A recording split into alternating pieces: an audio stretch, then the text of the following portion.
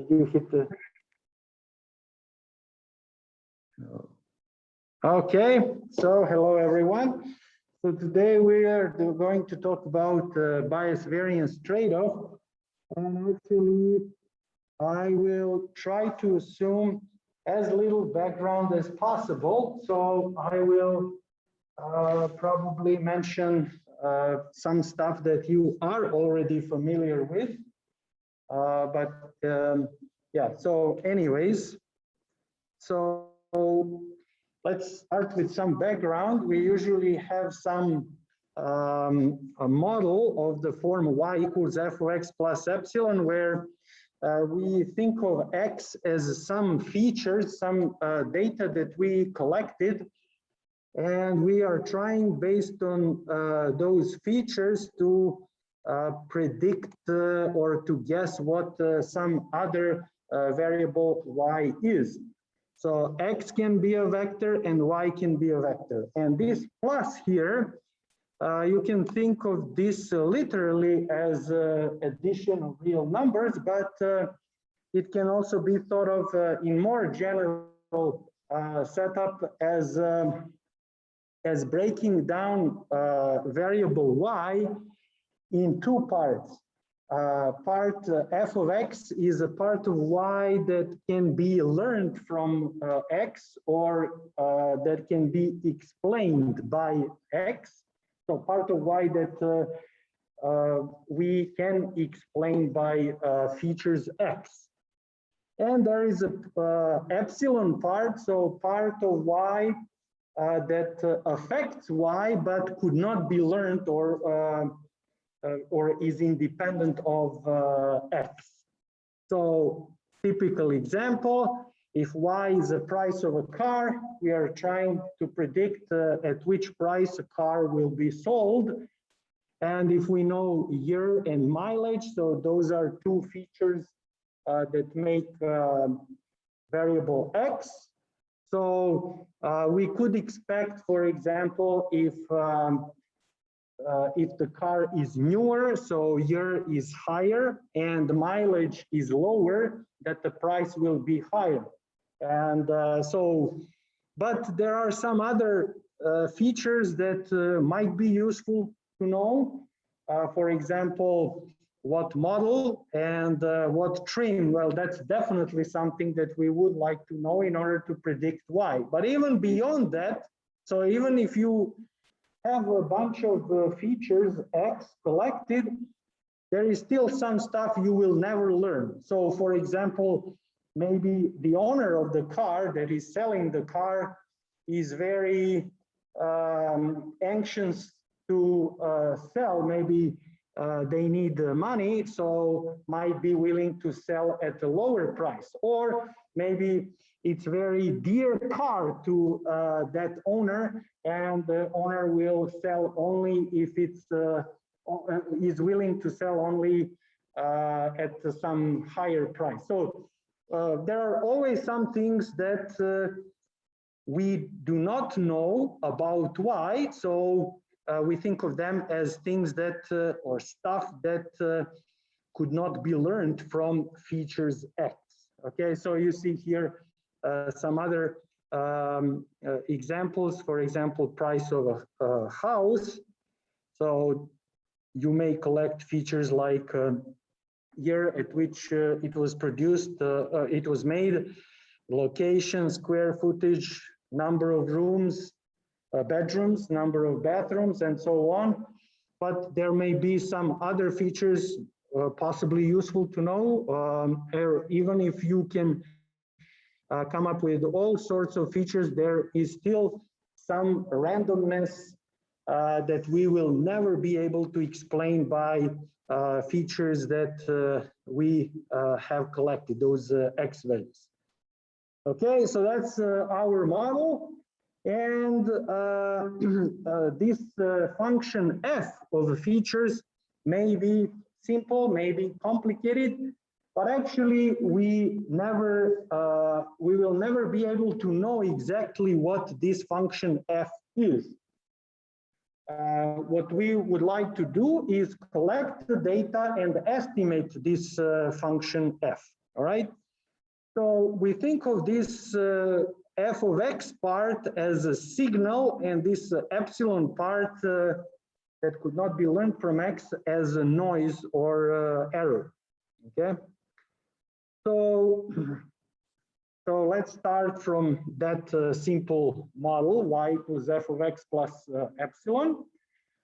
And so for given observed value x, so I can denote that by little x. So if we know what the x is, y is not completely determined, and not just in the sense that we don't know epsilon. So even if we observe a certain x and can measure what y is, that's just one realization of this noise epsilon.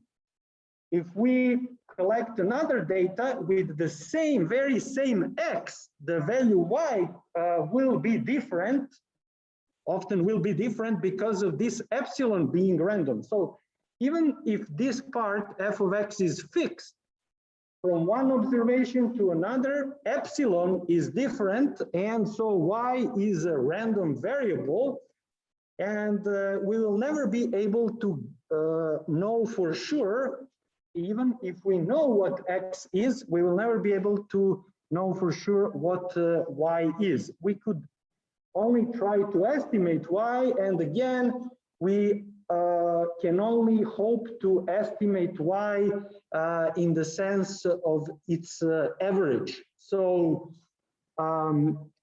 we would like to come up with some model or some estimate of this function f, so that on average, it estimates y well, or as good as possible.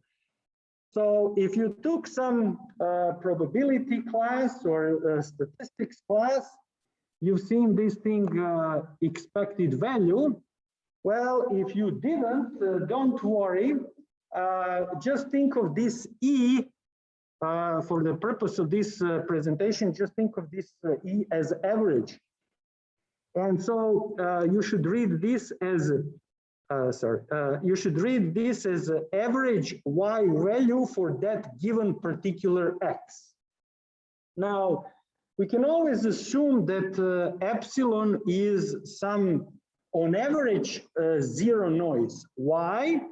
Well, if it's not on average zero, its average could be thrown under the rug. In other words, under f of x, because if you add a constant to f of x, it's still function of x. So in other words, we can replace this f of x plus epsilon, we can replace it by some other function f star of x plus some other noise epsilon star. And actually, how do we do that? Well, we just added and subtract the average of epsilon. So that's, you see, again, E, capital E, that's the expected value, or in other words, average epsilon value. And so epsilon minus its average, that's new epsilon, epsilon star, and f of x plus average of epsilon, that's f star of x. So this identity here, that's just algebra. I'm just adding and subtracting average. But now, epsilon star on average is zero, simply because you are subtracting average of epsilon from epsilon itself. If you take probability class, this is more than obvious, but I think this is at least intuitively clear to you, even if you haven't taken any class, a probability class or statistics class. So, so the setup is we have a model y equals f of x plus some noise, and on average that noise is zero. All right, and we are trying to come up with best bet on what average y is, so what the expected value of y is given the observed value of the feature f. So again, x is or could be multi-dimensional feature, or actually collection of features, or vector of features. All right. So let us denote by f hat our estimate of average y for given x. So our best bet on y, average y for given x. So we are going to denote it by f hat of x, or to remind ourselves that this estimate f hat, where does it come from? Well, we actually collect the data, and based on the data, we estimate f. So we are going to remind ourselves that f hat depends on the data we collected. If we take some other data, so here D is the set of collected data, or a sample. So collection of pairs xi and yi. So xi, again, each xi can be a vector, and so can yi be. And so we talk about f hat, the estimate of average y for given x based on, so this estimate was based on collected data. So from data to data, from the, if you get a different sample, your estimate will be different, maybe a little bit different, maybe much more different. Now, this phenomenon of bias variance trade-off appears everywhere in machine learning, various methods. But I chose k-nearest neighbors method to explain and illustrate the phenomenon, because it's very simple. You don't need to know any fancy computations, nor some linear algebra like you might need regression or multivariate calculus. So I will use k-nearest neighbors, and I will use example where y is one-dimensional and x is one-dimensional, because we can draw a graph y versus x and to see what is going on. But this phenomenon appears everywhere. Okay, so what is k-nearest neighbors? So it's a technique that is used either for classification, so that means, for example, spam or not spam. So given the message, is it a spam or not spam? Or given some digital image that represents some digit, which digit of the 10 possible digits it is? That's classification. And regression, that means when y is numerical, and that's the situation that we are going to deal with. And I will relate two variables: y, concentration of nitrogen oxides, so air pollutants, with average, with the proximity of some industrial zones. And the data set is Boston data, well-known Boston data, used in many tutorials. 506 towns in Boston metropolitan area. And for each town, so there are a bunch of variables in this data set. I'm using these two. So concentration of nitrogen oxides. And so there are 5 big employment centers, and the idea is a lot of people driving cars, and nitrogen oxide often comes from some exhaust of ICE vehicles, internal combustion engine vehicles, and also some industry, heavy industry. So the idea is the closer the town is to industrial zone where a lot of people drive cars and where there is some heavy industry, the more likely it is that the concentration is higher. So, so we are going to look at those data. And I have an app here. And if you go to this web page, so Math LA, SUEDU, that's a server at Math Department, School of Math and Statistical Sciences. And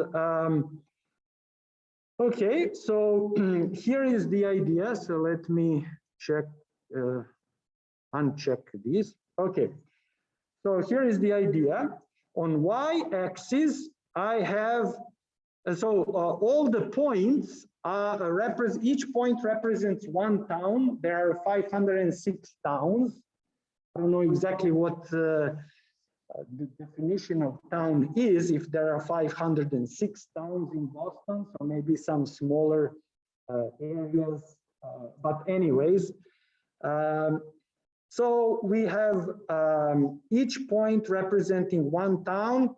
X coordinate is its average distance, so average distance of that town from 5 different employment centers. It says here weighted average, so I guess if the employment center is bigger, twice as bigger, whatever it means, twice as bigger, it contributes to the weight mass twice as much, okay? And so on y-axis, we have the concentration of this air pollutant, or actually two, it's two nitrogen-based gases, so nitrogen monoxide and nitrogen dioxide, all right? So we put that as one variable, y, so we don't care whether it's monoxide or dioxide. And clearly, what can you see here? Can somebody tell me what you can see here? When you look at the data, there is some trend. As you go with X to the right, what happens with Y? Drops, right? So how do you explain that? Well, the larger distance from those center, average distance from the center, the lower the concentration or less polluted the air is, okay? Now, what kind of trend? Well, maybe you can try to approximate with some fancy function. Well, good thing about k nearest neighbors, it does not assume any structure. So in regression, you would assume some polynomial, maybe linear, maybe quadratic, maybe cubic. And so when you assume that it's, let's say, quadratic, maybe it's not a good idea linear, because there is some curvilinear trend here, right? But if we assume, let's say, quadratic, then that means there are three coefficients that you need to estimate. Coefficient that multiplies x squared, multiplies x, and the constant term. And those three are called parameters. So you, in advance, assume or propose the structure of the model, all right? And I would need to bother you with how are you going, what's the criterion of estimating those parameters? Well, instead of that, I will use k nearest neighbors, which is non-parametric method in the sense that there is no prior assumption about the structure of our function f of x, okay? And the idea is very simple. So for given x, let's say this is x, okay? I take, in this case, I'm going to take 20 nearest neighbors. So k nearest neighbors, k is number of nearest neighbors of x value. So that means I take 20 towns that has average distance from these 5 employment centers close to the one that I have here. So 3, I don't know, I guess that's in miles, all right? So if there is some town that maybe we forgot or didn't collect the data that has collect data about the air pollution.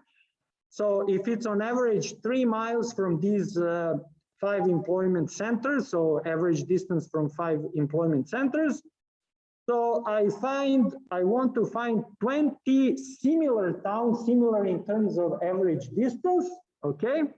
And they turn out to be these. So you see on x-axis blue ticks or these little lines. So this simple thing is called the rug. You need just one line of code in R. I don't know exactly how you do in matplotlib, never done that. But I mean in Python. But anyways, so let me lower the opacity of the data, so maybe I keep there. So to emphasize these 20 points, so there are 20 blue lines closest to this green one. So green one is the one where we are trying to predict the y value, or to estimate, actually, to estimate the y value. So we take 20 closest points, okay? And then what? Then look at those data. So go back to our data set. So locate those 20 closest x values and see what the corresponding y values are. And so those are these 20 points, x and y coordinates. And what am I going to do? What will be my estimate y? Well, it's going to be the average of these 20 y's that correspond to these 20 x's that are closest to the green x that I'm where I'm trying to estimate. Okay, and that's my estimate. All right, and that's for one x. Then I take another x here, this point here, and so I take 20 points. And if you take a look, you may see, well, wait a second, there are no 20 points here. Well, in fact, there are, since there are 506 observations, and maybe the accuracy was up to whatever, how many decimal point, it turns out that there are many overlaps. So many observations with both the same x and the same y, all right? There are also observations with the same x but different y's. We discussed that when epsilon is different, you can, even if the same x, you can have, with the same x, you can still have different observations. Why? Because of different epsilon, the noise. All right, so, and I do that for any x on this x-axis, all right? And I can plot then my estimated curve, okay? You see, it's a little bit bumpy, wiggly, all right? But that's our estimate. This is our, this red line, that's our f hat, our function f hat in this story here. So this is theoretical model, and we collect the data to estimate f. So again, f is something we will never know. Get over it. We can only hope that after collecting data d, we can get a good estimate f hat of this function f. And that f hat in this case is this red function here, all right? Now, why would I take k equals 20 nearest neighbors? Well, that's just one suggestion. Let's see what happens if I take 30, okay? So what can you say when you compare this one with 20? This 20 is a bit bumpy. This one here is less bumpy. It looks a bit simpler, all right? Can we make it even simpler? Well, if I increase k, I am making the model f hat, the fitted model. So f hat is also called fitted model. Make it simpler. Now, why is it less bumpy? Why is it smoother when k is larger? So look, now if my if my x nu is, let's say, here, so x where I'm trying to estimate, the nearest 223, or let me just round to 200. The nearest 200 points. So you see the nearest 200 x values. all right? And what happens, so I take corresponding y values and compute the average. So what happens if I change from, let's say, 6.8 to 6.9? Well, not much. So I may take out 1, 2, 3 points and include 1, 2, 3 points new. But if I have 200 in total, most of the data are already, overlap. And most of the data contribute much more than just a couple of new points, right? So that's why if I slightly change X, I will not change a lot Y value if I have so many nearest neighbors. On the opposite side, if I take just couple of, so should I admit, right? So if I take just couple of, or this is the worst one, look how wiggly it is, how noisy it is. This looks pretty nasty, pretty complicated model. It makes no sense. Look, at this point, so let me find here some, okay, so you see this point? At this point, so that's 2.7, it's this low, and I, from 2.7, move by 0.1, it goes up all the way, you see how much? And then suddenly goes down again. It doesn't make much sense. Right? So it looks like this is too complicated model. Right? And the reason why it is too complicated is because it better fits the data in the sense that, so what's the best fit to the data? Well, if I have just one point, so one nearest neighbor, so if X mu is in my sample, so the best bet is going to be the point whose Y value I already have, okay?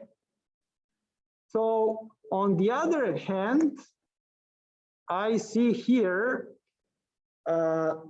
when K is large, my model is too simple, all right? So I have too simple model, it sucks because it looks like, look at the values here, X values from, let's say, from 6 and upward. It looks like I'm consistently overestimated. There are so many data below the red curve, and red curve is my estimate, all right? I'm consistently overestimating in this region for X values. We say my model is biased, okay? Now, in this part, so for X values small, for X value small, my Y estimate is here, but you see most of the data are above. So for X values, let's say from 1 to 2, I'm consistently underestimating. So I'm still having a bias, but in the opposite direction, right? So there is only just a small region of X values somewhere in between here, I don't know, between 2 and 3 maybe, where I can get, my model is fairly good, all right? But in most of the case, for most values of X, my model consistently is off, all right? It's persistent in being off in one direction, and we say it's biased, all right? So we would like to see how good, how well some model fits the data. So it looks like this one fits the data better than this one. Sorry, this one is better than this one, all right? So how are we going to measure goodness of fit of our model to the data? So one simple way is mean squared error, another one root mean squared error. There are various measures of goodness of fit or measures of accuracy. Maybe accuracy is not a good word here, but measures of goodness of fit. So maybe the most natural way is you sum up all the errors. So yi minus the estimated f hat of xi, all right, and average. So why do I want average?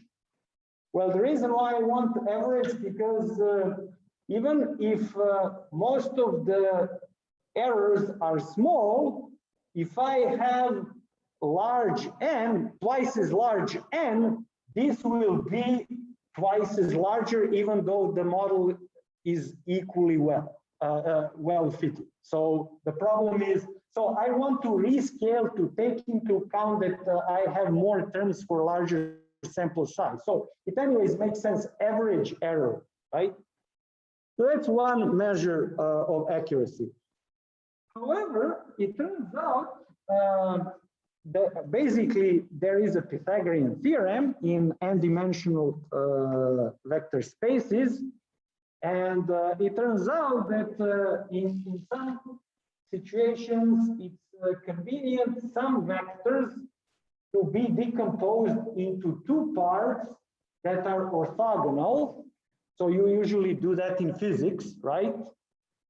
And that's actually the formula for mean squared, for decomposition of mean squared error that explains technically the phenomenon of bias variance trade-off is some sort of Pythagorean theorem, all right?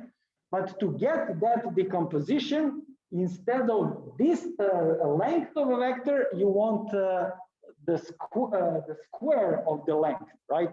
So hypotenuse squared is the sum of squares of the legs, right, of the right triangle, right? So when I say Pythagorean theorem and you didn't take linear algebra, please don't take me literally in 2D or 3D. I mean generalization of Pythagorean theorem in n-dimensional vector space, or not even, this is not even in n-dimensional, this is with, infinitely dimensional vector space of random variables. So don't worry about that. So I'm just telling you that bias variance trade-off is a sort of generalization of, it's a sort of a Pythagorean theorem in some higher dimensional vector space. So in order to decompose in that way, instead of taking average error or average discrepancy, we take average squared error or average squared distance. Okay, and another way to argue why this might be good, well, without 1 over n, this is exactly the square of the length of the discrepancy vector between y and the fitted value f. Okay, actually, folks, I'm sorry for the folks in the Zoom. So maybe you couldn't see, but I hope now you can see. So, but we still want to rescale or take into account this sample size. So we take average. Now, another way of measuring is square root. Well, this square root or root means squared error. So RMSE is actually a metric. Metric is just a generalization of the notion of distance from 2D and 3D. So in here in n-dimensional vector space. So root mean squared or mean squared error are two of several ways of measuring. Yes, question? Okay, sorry, I was not paying.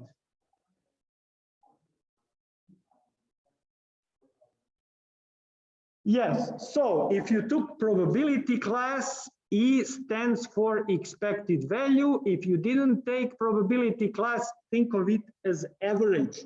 So if you collect a lot of Y values, so E is like an average, but average if you have all possible samples. So you can, since you can have infinitely many samples, more precisely continuum many, it's not literally average of the sample, one sample, but in some sense, average of all possible samples. So if you took calculus, Calc 3, that's some higher dimensional multivariate integral, which measures the average, okay?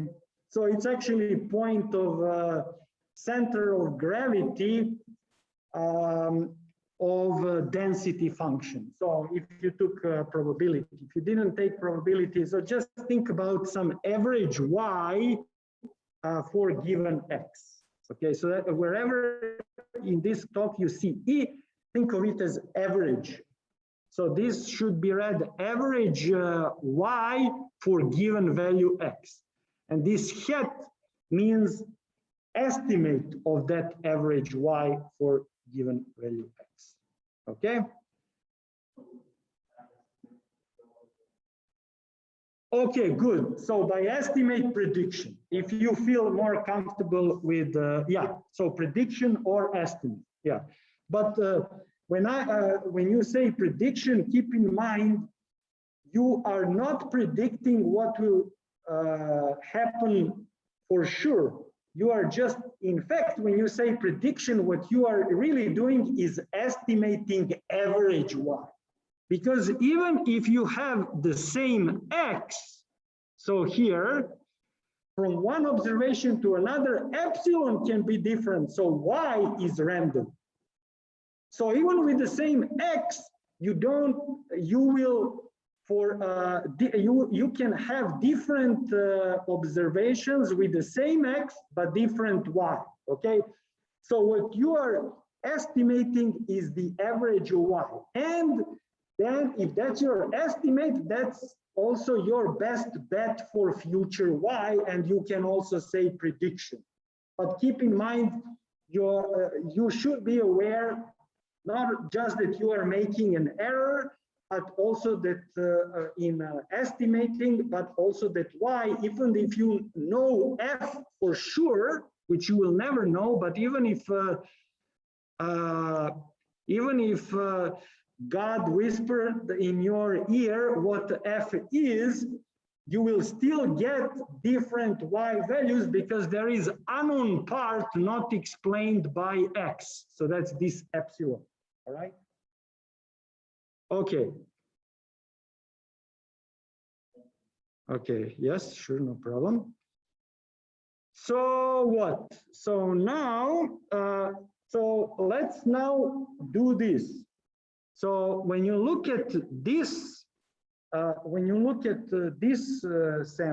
this model with this many nearest neighbors, okay? For most X values, this consistently is off, bias in one or the other direction, either overestimates or underestimates, all right? Compared to, let's say, this one, this is probably closer, right? It goes around the data more closely. This more flexible, more complex model. But you can take even more complex model with smaller k. So that's this one, all right? And even more, actually k equals 1 is the best possible fit to these data. Why? Because for each xi, so for each xi from the data, our f hat is the average of the only, so you take the closest, the nearest neighbor, and the nearest neighbor is that xi itself, and that hat is the average of the corresponding observed yi, which also happens to be this. So this is actually 0 for every single point in the data set. That means you are making error 0. So if this is measure of goodness of fit, the best fit is when k is 1, which means, or which suggests, we should choose this nasty, complex, completely out of sense model to be our best model, or should we? What's the problem?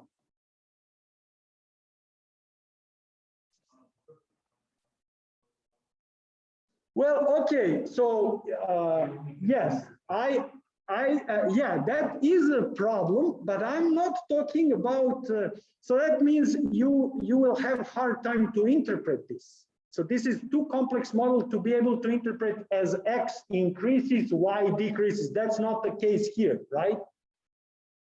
But if you are just interested in predicting or making best possible fit, you would really want to minimize this, and k equals 1 gives you the best, the smallest value, so that's 0. But that kind of doesn't sound quite right. Yes, exactly. So this fits these observed data very well, or actually you can't beat that one. This is the best possible. 0 is minimum, right? But the problem is you are trying to come up with this this f hat in order not to predict what you will see within this already observed sample, but you want to you use this sample to come up with some estimate f hat so that you can predict y values in the future, right? Or as we say, out of sample. So we don't care when estimating goodness of fit, RMSE, for example, we don't care about RMSE in the sample. We are interested in RMSE if we can get new data, okay? Now, we usually cannot get new data, so what do? Well, we do the compromise. So instead of 506 data used for training, let's use less than that, so some portion of it. So let's take 250. All right. Take the sample, all right. And then we are going to see, we can measure RMSE for the remaining part of the sample. So I used here 250 data in this, so subsample, all right, to train the model. And then I'm going to try to predict it out of sample. All right, so in the other part, not used, in the other part of the sample, not used for training. So that's called out of sample or test sample or validation sample, validation data, all right? But I'm not going to do that here. Instead, I'm going to, so instead of measuring, I will do that later. But instead of immediately giving you RMSE for out of sample, I will now play and see what happens if so this is our trained model, our fitted model f hat. If I got, when I took a sample of size 250. But let me now play around and take another sample of size 250 and another sample and another. And let's see my prediction, let's say at this point, so 2.9. So let's see what happens. So if I take another sample, this is my model. If I take another sample, this is my model, this is my model. Listen, look how it completely changes direction, whether it goes up from one point or down. It depends on the sample. Why is it so? Because it's so flexible, so complex, that it fits the trained data very well. It goes closely around all the data. But when I take another sample, it quickly goes closely around those different data. But that tells me that it depends on which exactly data I have. I can have totally different model. So I have too much of variability in the model if I have only k equals 1. So it really depends a lot from data sample to data sample. Whereas if I take, so it's a lot of variability. This complex model fits well, so it's not biased, but from sample to sample, I get completely different models, all right? And if I get completely different models, that means I'm really, I'm gambling, so I don't know how well my sample is, and depending on which sample I got, my estimate may be totally wrong. I can be on average right, but I don't need on average right. I want most of the time to be as right as possible. So on the opposite side, simple model. So now let me take again 200. Let's now vary. So, and let's just focus on this point. So this is my estimate for x equals 2.9. So look how much it varies. Doesn't vary a lot. The whole model doesn't vary a lot. And in particular, when you focus only on the y estimate, so it does jump up and down, but not a lot. Whereas if k is, let's say, 1 or 2 or 3, so let's take k equals 3, look, it definitely jumps more. So it really depends more on exactly how good my sample is, all right?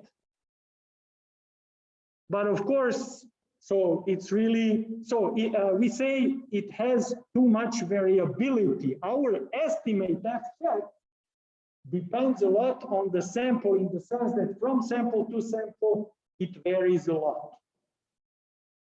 Okay, so simple model, two bias, low variability.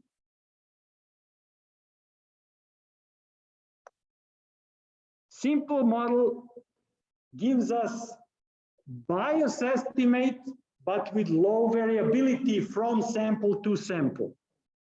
All right.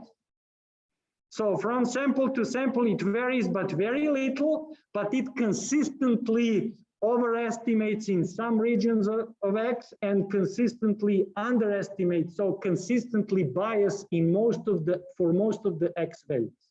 All right. Whereas if I take a complex model, too wiggly, because it's too wiggly, it goes very closely around most of the data. That means it's not biased.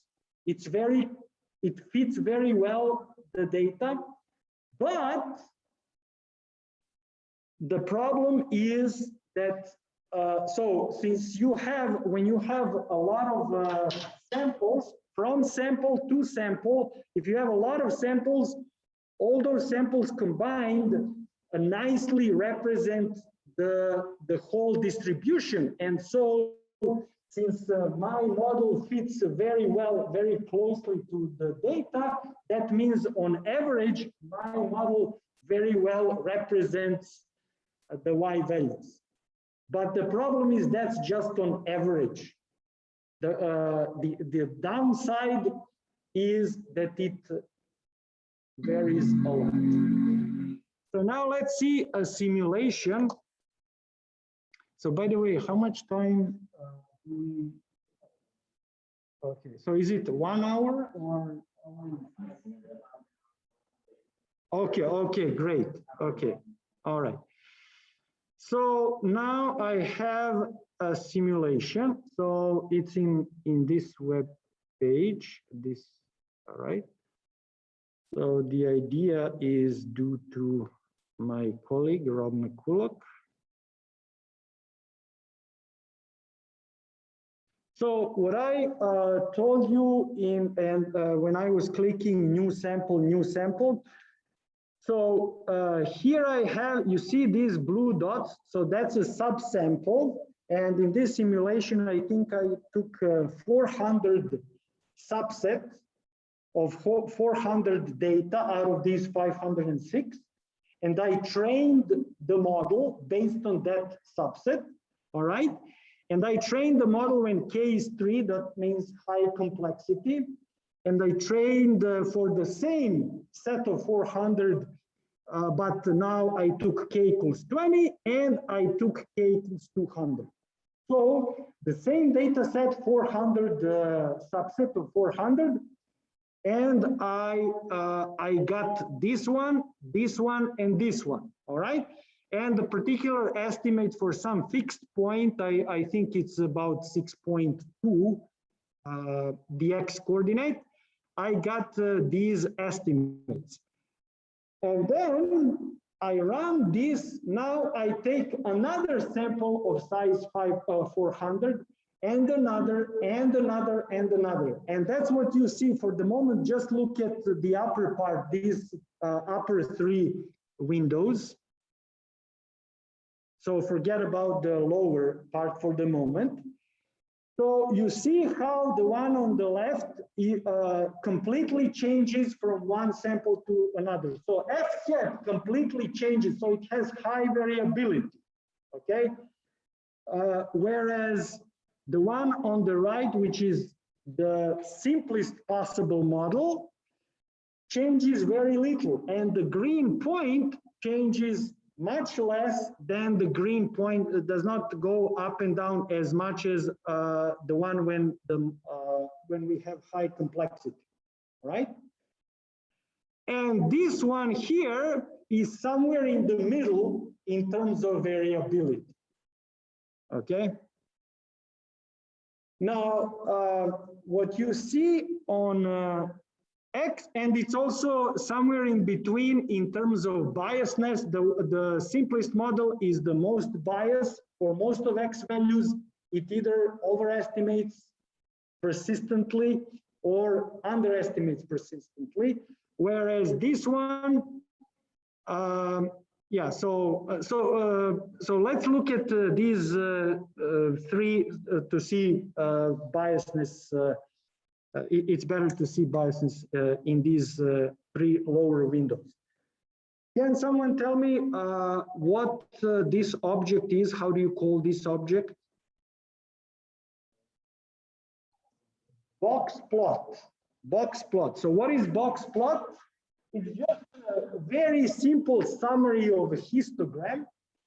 When you collect the data, so this is the box plot that you see after 40 observations. So after 40 different samples, each of size 400, I estimate Y value, all right?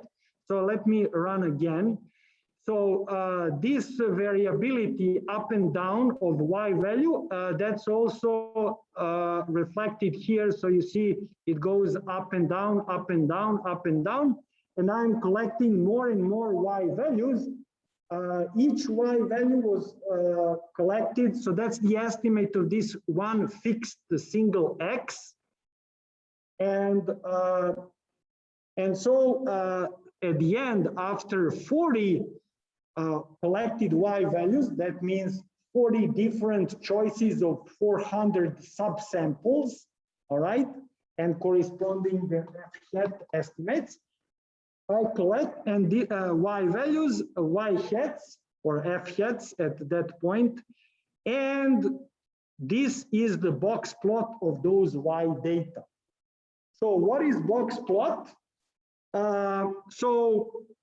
This lower point, that's the minimum. Of all 40 points, 40 estimates Y, the minimum is somewhere around 4 or maybe lower than 4, all right? The maximum of all those 40 is here, okay? Now this middle, this black thick line, that's median. What is median? Well, it's a point that divides the sample of Y values into half below it and half above. So if you sort Y values, there are half of the Y values are below that point and half below the median, and half of the Y values are above the median, okay? You can also use average, but median is less susceptible to outliers. That's why, by the way, it's better measurement of performance of on exam. It's better to take median than average. But anyways, and what is this value here?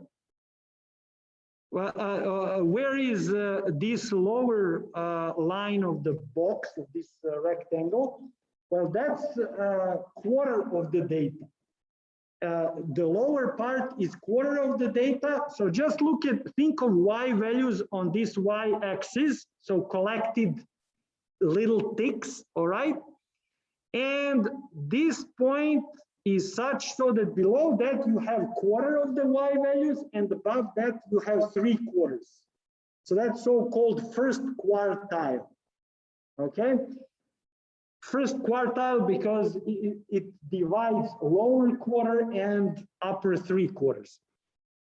Median is also known as second quartile because it divides into lower 2 quartiles, so like 2/4, that's 1/2, and upper 2/4. And this point here, so this Y value here, it divides the Y, all the collected Y data into lower 3/4 and upper quarters. So that's the third quartile, Q3, third quartile. Median is also Q2, and this is Q1, all right? And when you see the distance between Q1 and so between Q1 and Q3, between first and third quartile, you have how much of the data, what proportion of the data? Between Q1 and Q3, half, exactly. So middle half, right? And when it's spread more, that means the data are spread more. And when the difference between minimum and maximum is larger, and the difference between Q1 and Q3 is larger, well, that tells you the data are spread more, right? So spread more, that means more variability, okay? If they are all in some very narrow region, so less variability. And you see bias model with low variability, that low variability is represented by this box plot. It's so compressed that, that you can't even see where exactly the median is. It's almost like very close to Q1 and very close to Q3. And you see the difference between minimum and maximum. So very little variability. But it's consistently far from, and this is some, I don't know for sure what exactly the best Y is, but I can for this X value, so maybe some point here, so somewhere around 4.5 is a decent estimate. and I draw, so maybe 4.51, some good estimate of the true y value. So let's pretend that this is the exact expected value of y for that given x. Okay, and you see very little variability, but all the data are always much higher than some good estimate. So the bias is large. Here, the median is almost at that right point. So basically no bias whatsoever. No bias, but you see the data are spread more, so more variability. Okay? And this one in the middle, you see, since the median is right on that horizontal line that gives us some optimal, or it's like we pretend that that's true expected value of y. So median lies almost exactly, if not exactly, there. So no bias or almost no bias, but also much less variability. You see, minimum and maximum are closer to each other. Q1 and Q3 are closer to each other than it is the case here. So you can still tell there is more variability here than here, but it's acceptable. And you trade a little bit more variability for getting much less bias or almost no bias, all right? So this porridge is too hot, this porridge is too cold, this porridge is just right, okay? One suffers from high bias, although good thing, low variability. The other one suffers from high variability. So from sample to sample, it goes totally different. So it's not reliable for future estimates, right? That's the problem with variability of f hat. If this is what you got for this sample, you know that you can get totally different f hat if you get some other sample. So it's not reliable for future prediction, right? So that's the problem with variability of f hat, okay? And of course, I don't need to explain why it's bad bias to have, so you are fine.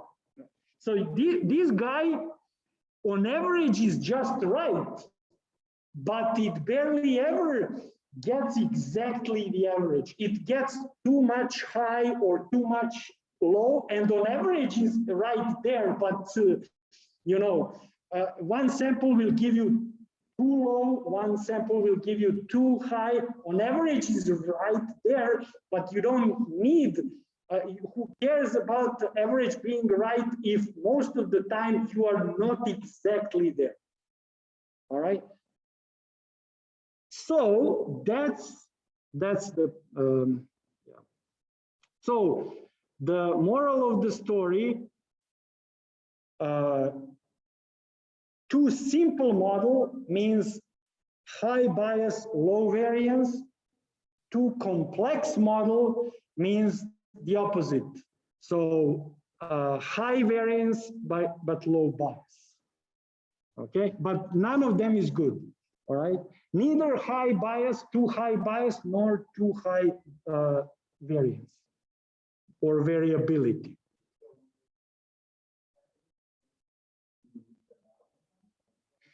Yeah, so how do we balance that? Well, so what's the optimal K, right? So this K is, it's not part of our assumption what the function f looks like. So it's some kind of meta parameter. It's also called the tuning parameter, or what is it called? So tuning parameter, or there is another name, come on. No. Hyperparameter, okay, hyperparameter, okay? So I thought I would have a hard time to recall tuning parameter. Okay, but the okay. So and what do we do? How do we? So we saw that we don't care about root mean squared error within sample. We still need some data to train to come up with f hat, all right? But then we would like to apply it to out of sample. So if that the sample is the one that you got and you cannot reach out for more data, if you are limited to that, well, you take a portion of it, so subsample for training, and the complement of that for testing. So out of sample RMSE is much more important for measuring performance. Okay. And so yeah, that's this thing about splitting train sample and test sample. And you can, the standard is 80% train sample, 20% test sample, or 75, 25%, or 70%, 30%. Those three are most common. But that's like a rule of thumb, okay? And so we do that here. In this plot on the left, so how do we, I take a sample here, since I have 506, roughly 500, I take 400 for training and 106 for testing, all right? And I do that for k equals 1, k equals 2, k equals 3, k equals, and for many k's from, I think actually this is from 2, because if I took for k equals 1, the graph would not be as nice. And I know that k equals 1 is definitely bad. So let's just plot from k equals 2 up to, I think this is up to k equals 350. And the blue curve is root mean squared for in sample. And we know that the more complex, which for k and n means the smaller k is, the more complex model is, the better data fit the train set. And so RMSE for in sample will be smaller. And that's exactly what you see here. For small k, the blue curve has a lower value. And as you increase k, okay, the blue curve goes up, all right? And what do you see? What's a red curve? Well, a red curve is, so for each of those samples, when I computed the RMSE in sample, we actually don't care about RMSE when we are trying to get what good K is. I'm just illustrating here the behavior bias variance trade-off, all right? And what's happening in sample RMSE, and so how good the model fits the train sample and how good it fits the out of sample, so new sample, right? And look what happens. The red one is test root mean square. So it's a goodness of fit of new data. And this is actually the true estimate of performance of our model, all right? So when K is very small, you see it's the root mean squared error is here. And then it drops. For some time, it decreases. Why does it decrease?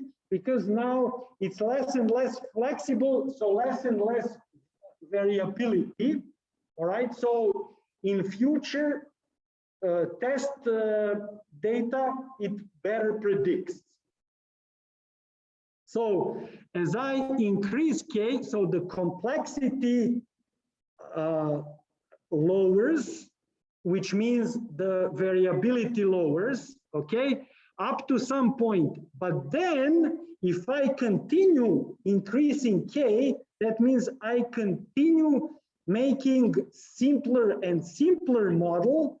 Why does the red curve go up? Can someone tell me? Yes, that's where biasness takes over and dominates, all right? So the reason why the red curve is high here, because variance is the troublesome thing. And so we were reducing variance by slowing down the complexity, all right? And then when you continue smaller and smaller, lower and lower complexity, that means just a larger K, even though we are okay with variability, it's even getting smaller. The problem is that biasness blows up, okay? And in fact, we usually, unfortunate thing about K nearest neighbors is that the complexity gets lower as you increase K. We usually on x-axis, we take different values of parameters so that the complexity, as you increase the parameter, the complexity increases. So in order to be consistent with that convention, representing complexity, increase of complexity as you go along horizontal line to the right, I'm going to just take artificially transform K.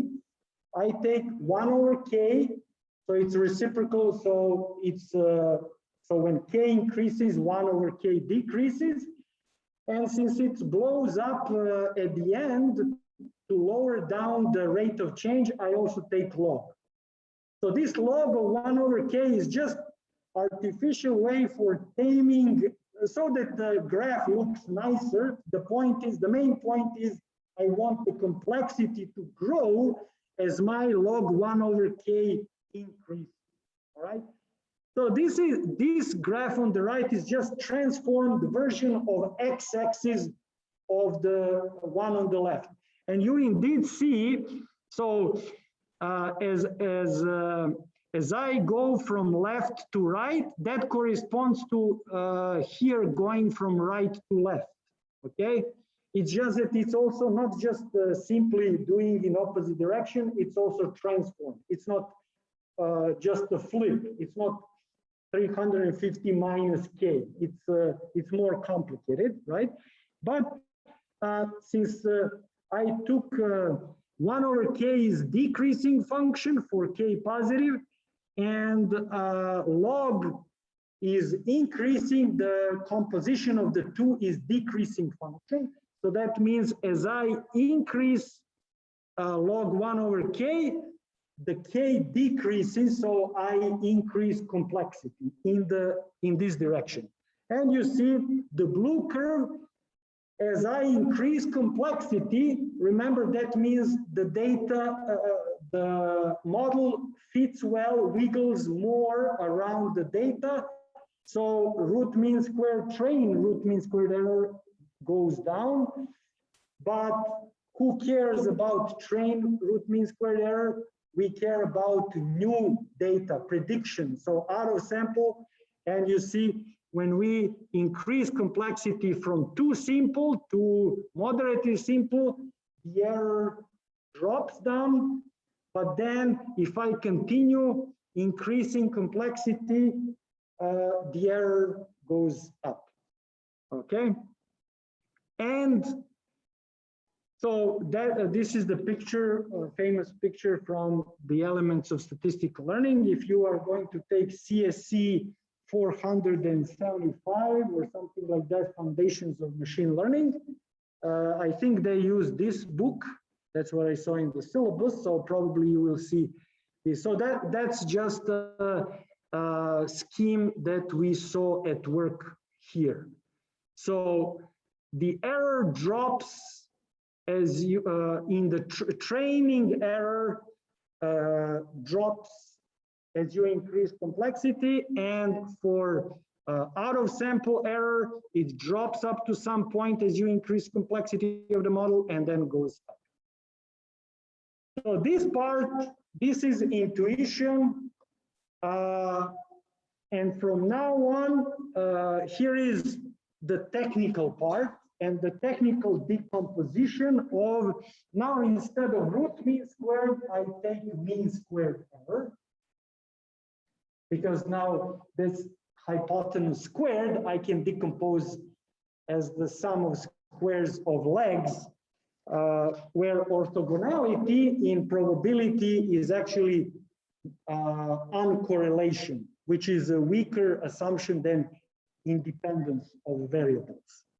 And by independence, I mean in stochastic sense. So if you didn't understand this, don't worry. So I can't explain to that much detail if you didn't take probability class. But if you did take probability class, you may be able to understand this decomposition, this Pythagorean theorem. So it's not literally Pythagorean theorem because there is one little twist about variance, but it's really almost like Pythagorean theorem with just a little twist, simple, very simple in general. So I can still call it Pythagorean theorem. So y is f of x plus epsilon, all right? We are, and the f for given x is average of y for that given x. So again, E is for average, so expected value. And now I take data D, I estimate f hat, and I see, so here x is fixed, so single x, just like we had with that green point, okay? And from data to data, I would like to see what is average squared error. Again, the reason why I'm squaring is because I want to use Pythagorean theorem.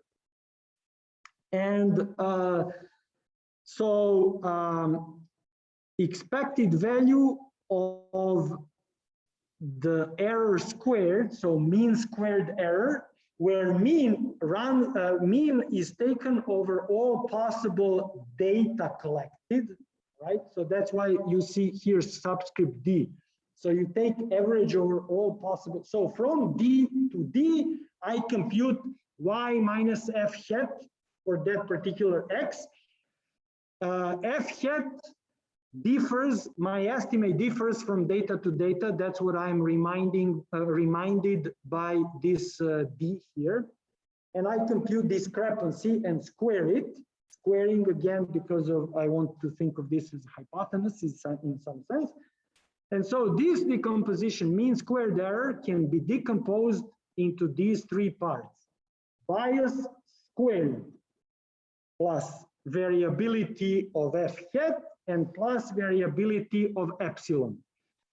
Epsilon is something that could not be learned from x, unrelated to x, and therefore this part, variability of epsilon, is actually so-called irreducible error, something that you will that you are not able to do anything about.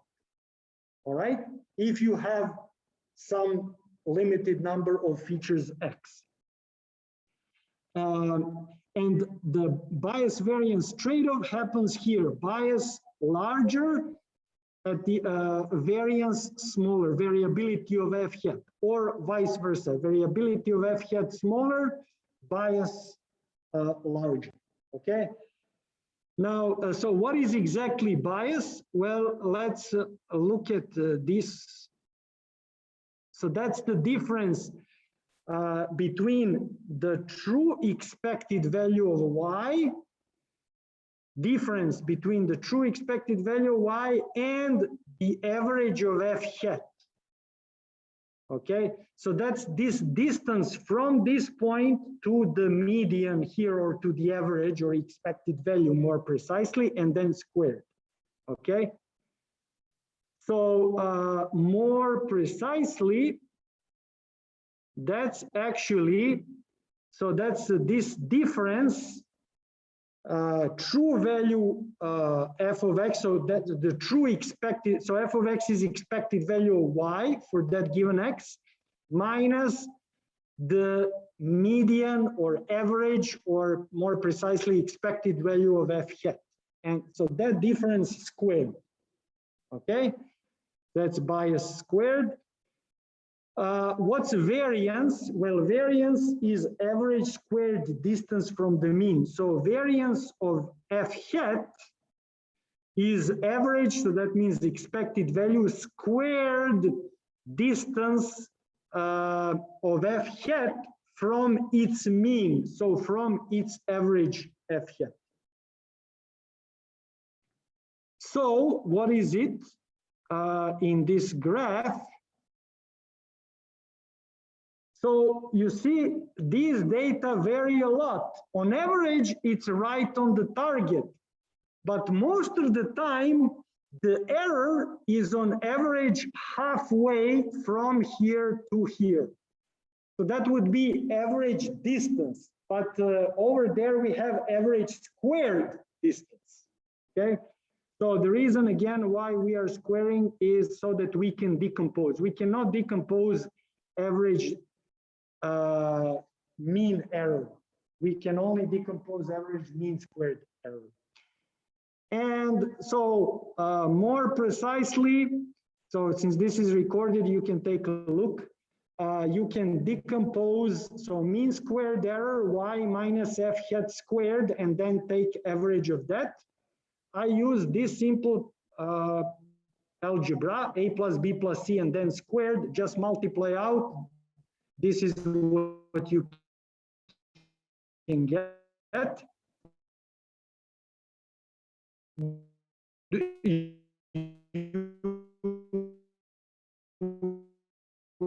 Plus epsilon. And now I'm adding and subtracting the average of f hat at that point x.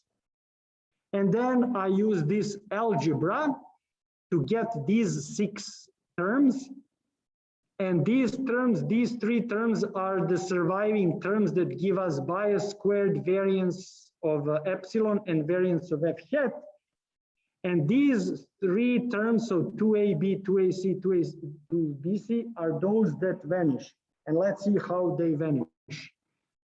First thing is, so you see this f is a constant, so that's f of x, that's the average of y, that's a constant.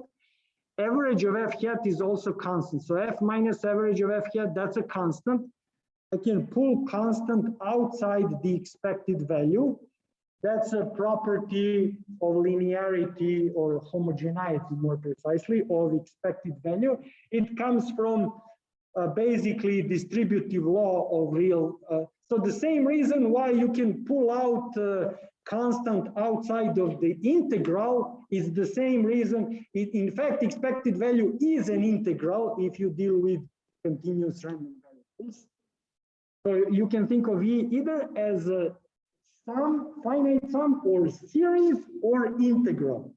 Okay, it depends on the situation, what random variable you deal with. So, yeah, so I can pull out this constant f minus expected value of f hat, and I have expected value of epsilon, but we said that's 0. So it's a centered, epsilon is centered random variables in the sense that its variance is, its expected value or its average is 0. So that's why this vanishes. This term here, so this is the important part. Why this is where Pythagorean theorem is used. I need orthogonality, okay? And orthogonality in vector space of random variables means actually uncorrelated variables. And x could be thought of as a random variable, and epsilon is definitely thought of as a random variable, but we said epsilon is something that has nothing to do with x, something that cannot be inferred from x. So x and epsilon are independent, And the weaker than independence is what is called uncorrelatedness. So they are uncorrelated. That basically means that the expected value of x times, so two variables, x and y, are uncorrelated if expected value of their product is product of their expected values. Okay? So if you took Calc 3, I can relate that with very nice thing that you may or may have not noticed when you take double integral of some function that could be written as a product of one function of x only and one function of y only. It always happens that you can split into the product of two integrals, one only about x, the other one only about y. Well, that's exactly this expected value of x times y is expected value of x times expected value of y. It's the same thing, but in more abstract situation.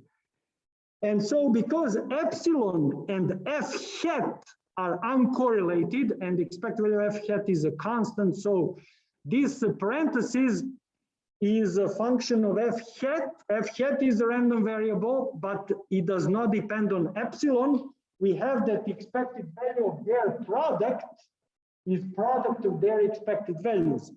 But each of the terms here, so this x and y are not those x and y in bias variance trade-off. This is something more general. So each of these terms in the product are expected value of epsilon, and the other one, expected value of f hat minus f hat, they are both 0. So the product is 0. Okay, so that's why this second term vanishes. And finally, this term vanishes simply because this part here, remember, f is deterministic, unknown, but deterministic. It's not a random variable. Expected value of f hat, that's a constant, not a random variable. So this is a constant. We can kick it outside the e symbol, so outside the integral or outside the sum. And inside the sum or inside the expected value, inside the average, we have average of f hat minus f hat itself, and then again by linearity, that's 0. So just like you have integral of one variable, one function plus another function, that's sum of the integrals.